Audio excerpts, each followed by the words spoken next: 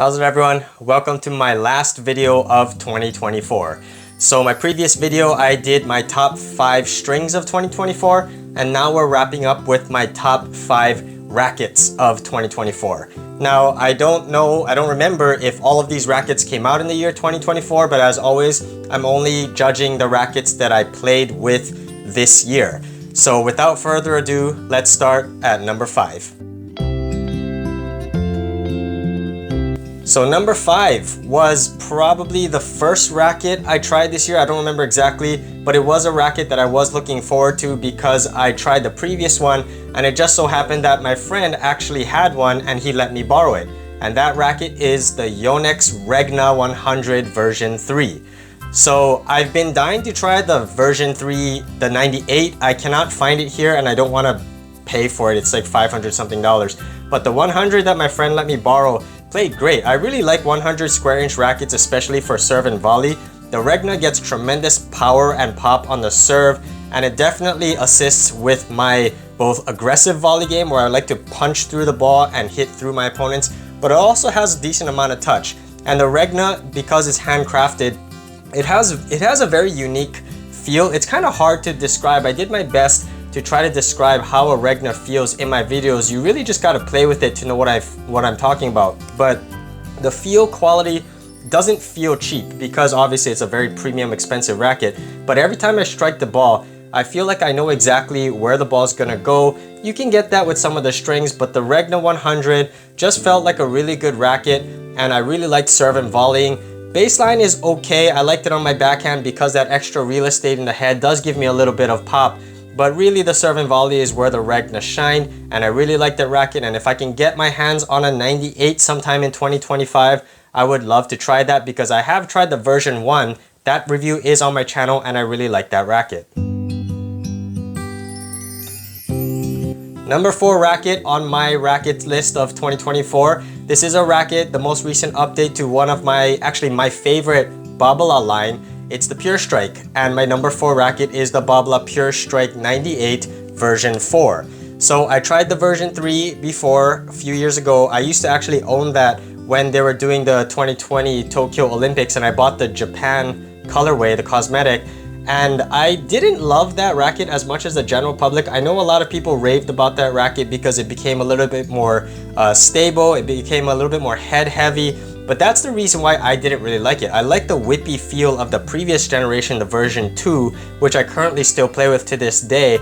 That had a little bit more of a headlight feel, but it also had a bit of a hollow response, which I kind of like that. I know that some people want a little bit more connected feel to the ball, and the version 3 just feels a little bit too dampened for me personally. It got rid of that hollow feel, but in doing that, it actually veered too far into the muted category in my opinion. The version 4 struck a very nice balance. The version 4 also cleaned up the cosmetic a lot. It looks a lot cleaner, a lot simpler. Some people like that. I kind of like the graffiti inspired design of the version 3, but without a doubt I like the version 4 much better than the version 3 because it was a lot easier to get over my head on the kick serve, and that's the part I struggle with the most with a sluggish head heavy racket. And the version 4 Pure Strike 98 was a great racket. I also tried the the VS one, which I didn't like as much, but the Pure Strike 98 still holds a special place in my heart, and that is why it is in my top 5.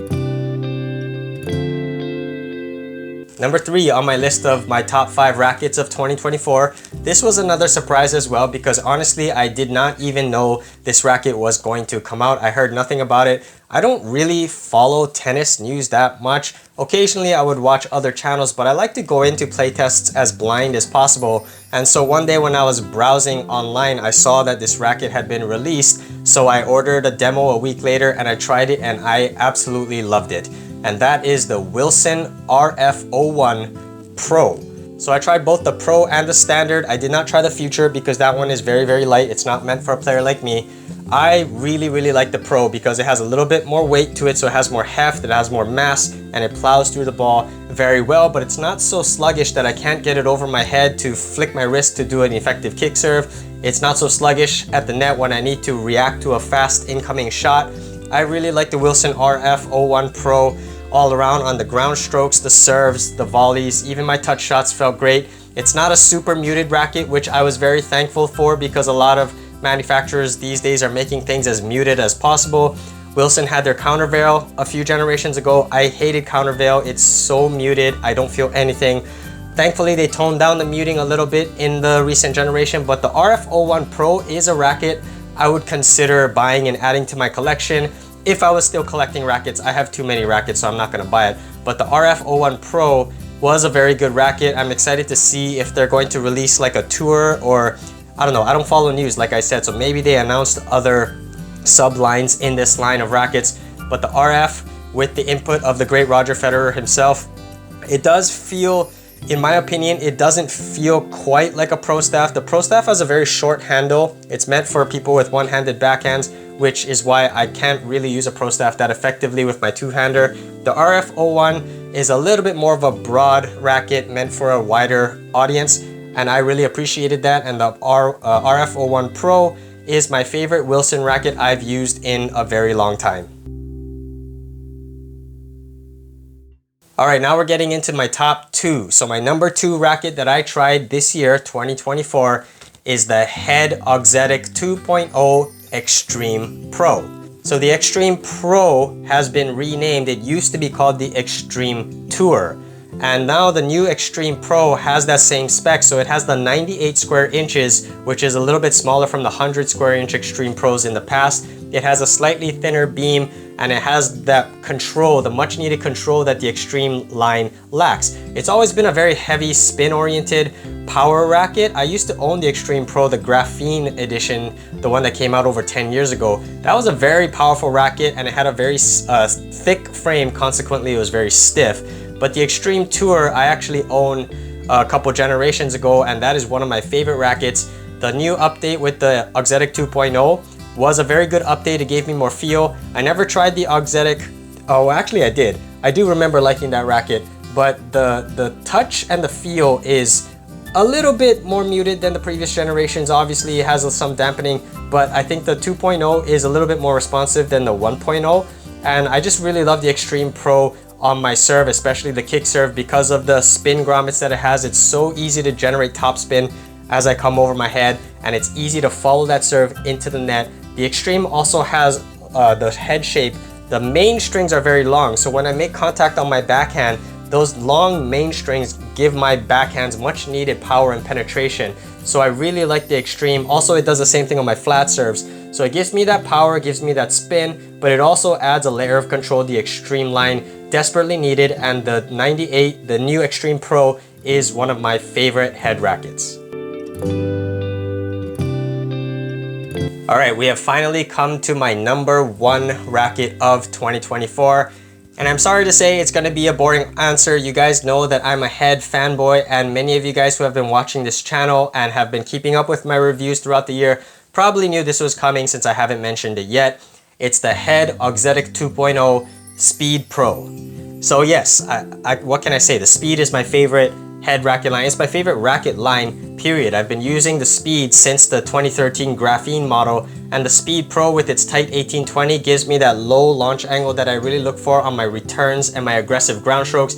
And the most recent update actually changed the specs a little bit, which is why I actually ended up buying the racket. I didn't really like that they shifted the balance point a little bit more towards the head. Starting in the 2018, the Graphene 360 edition, it went from a 315 gram weight, 310 balance to, I believe, a 310 balance. Oh, sorry, 310 weight and a 315 balance. And it made it a little bit more head heavy. That's good for plow through. They also widened the string spacing for more spin and easy access to power. But I really like the balance of the previous generations, and when they reverted back to those old specs with this new update, I just knew I had to try it. I played with it, I loved it. It has the more open 1820s, which I really liked since they added it in the 2018 Graphene 360, and that's why I decided to pull the trigger and buy this racket. And this is my favorite racket all around.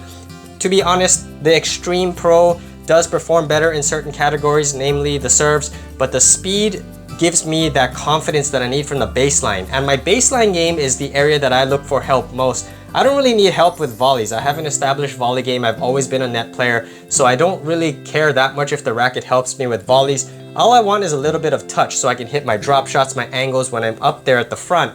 But the speed with its power control and spin, the balance of it plays great from the baseline, and that's why I've always gravitated toward that, and that is why it is my #1 racket of 2024. Now, it has been a great year. I've tried a few rackets. Noticeably missing, you guys might have noticed, was the Boom Pro. And to be honest, I'm kind of having second thoughts about the Boom. I actually own 2 of the first generation, and I do like that racket, but I definitely have come to realize that the Extreme and the Speed lines I like more. So that's why the Boom wasn't in this top 5, but I did enjoy that racket. So thank you for sticking with me all the way through 2024. It has been a great year. I'm looking to try more gear in 2025. Unfortunately, I'm not going to be able to try as many rackets next year because I was getting a lot of my demos from Tennis Express, and Tennis Express has stopped shipping demos to Hawaii. And even when I was demoing from them, they were charging about $40 a racket for the shipping, so it's very hard. But I will try to see what I can get locally here.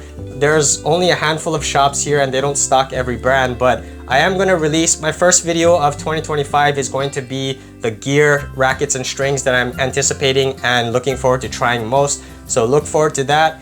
Thank you for sticking with OpenCourt throughout 2024. Have a good, happy, safe new year. And if you guys like this content, as always, be sure to overhead smash that like and subscribe button, and I'll see you in 2025.